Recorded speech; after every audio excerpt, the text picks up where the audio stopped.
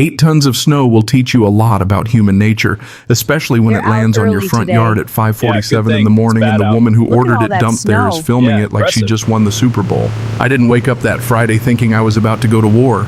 I woke up thinking about carburetors and coffee normal things. Then the house shook.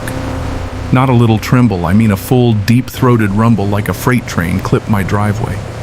Diesel fumes pushed through the cracks in the windows, sharp and oily. Here's the photo And when from I the site. stumbled to the front The door damage in is more sweatpants and extensive. socks, I there agree. she We need was. to reassess. Bethany Kensington, 5'4" of bleached ambition and HOA authority. Designer boots and fresh powder phone held up high, laughing. "Pile it all on his grass," she yelled. And just like that, my driveway, my access to my auto restoration shop disappeared under a mountain of municipal snow. You ever smell wet diesel mixed with frozen dirt at dawn? It sticks in your throat. It tastes like insult. That was the morning I realized 6 months of passive-aggressive HOA nonsense had officially crossed into something else. Not annoyance, not petty. War. Now let me rewind before I tell you how that snow ended up trapping her instead of me. 6 months earlier, I'd moved into Willowbrook Heights' quiet cul-de-sac, 12 houses, 1 entrance in and out. Designed by a lunatic who apparently thought redundancy was a moral weakness. I bought a modest ranch with a big garage. After a divorce that felt like slow suffocation, restoring classic cars was the only thing that made sense anymore.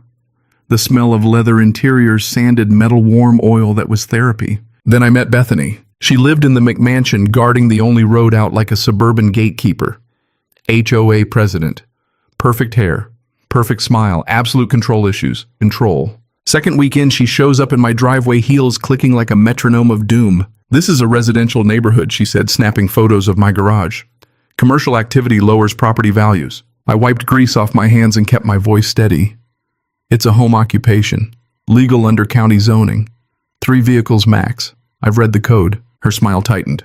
"We'll see." And oh, we saw noise complaints during legal hours. Code enforcement visits that found nothing. Facebook posts about certain neighbors. She photographed my oil-stained driveway like it was a crime scene. The hypocrisy. Her husband ran a landscaping company that left diesel stains all over town. But here's the thing, she didn't account for my corner lot, bordered a public snow easement. City property. That strip where plows dump snow during storms? Most folks don't even know what an easement is. I did. I read. I researched. I documented.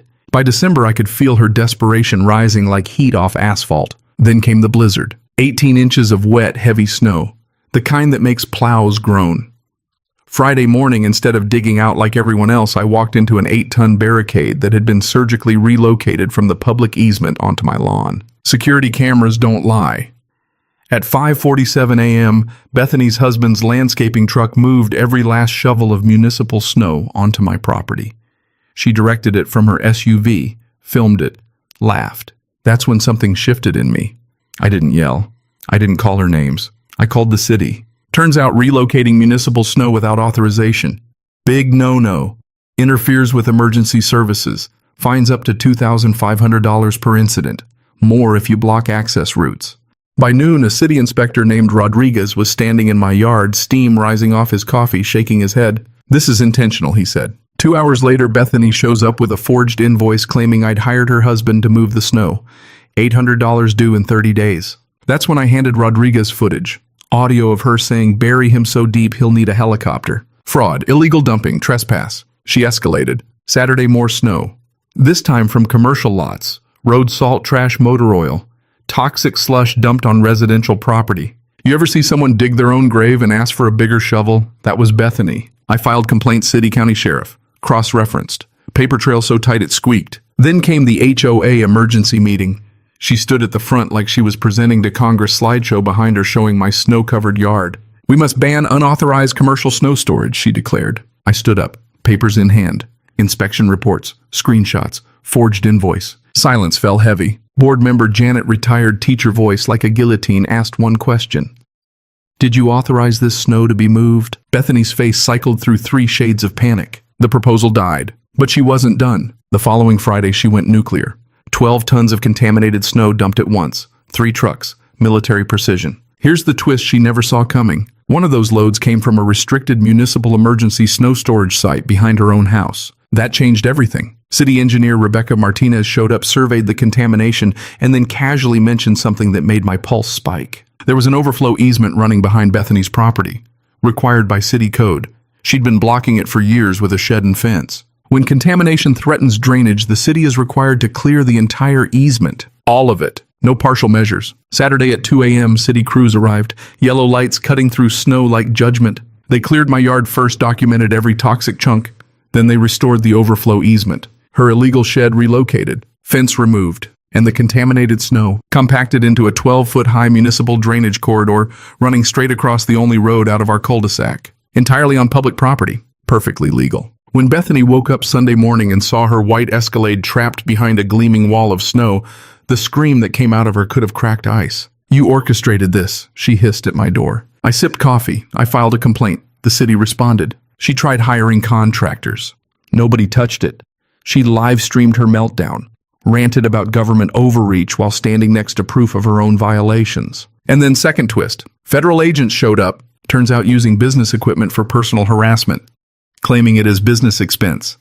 Tax fraud. She tried bribing a city councilman to remove the unnecessary drainage infrastructure. He was wearing a wire. 18 federal charges later, Bethany Kensington was being led away in handcuffs beside the snow wall she created. She looked at me through the car window, eyes blazing. "I should have left you alone." Maybe. Spring came early. Snow melted. Charges stuck.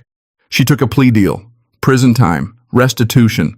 Lifetime ban from HOA leadership. Her McMansion sold at foreclosure. A retired couple moved in, planted tomatoes where her decorative fence once stood. My business, it exploded. Media coverage brought customers from 3 states. Turns out people like a guy who fights back legally. But here's what I learned, and it's not what you think. Revenge feels good for about 5 minutes. Justice, real documented, boring paperwork justice, that's what lasts. Power at a small scale can intoxicate people. A title like HOA president becomes a crown in their mind. They start believing rules are for other people. Bethany didn't fall because I yelled louder. She fell because she couldn't stop breaking rules long enough to notice she was being recorded. Sometimes the most devastating thing you can do is stay calm, know the law, and let someone else hang themselves with their own arrogance. Now the kids sled where the snow wall once stood. Rebecca's drainage design became county standard. And every winter when I hear plows at dawn, I smile instead of flinch. So here's my question for you. When someone in your neighborhood or your workplace abuses a tiny slice of power, do you fight fire with fire? Or do you let the system handle it even if it takes longer? Have you ever dealt with your own Bethany? Drop your story. Tell me, where's the line between standing up for yourself and becoming the villain in someone else's camera roll? And if you're dealing with a petty tyrant right now, remember this document everything. Stay calm. Know your rights. Sometimes when someone dumps snow on your lawn, the smartest move isn't to shovel it back. It's to build a wall they can't climb. Cảm ơn các bạn đã xem video.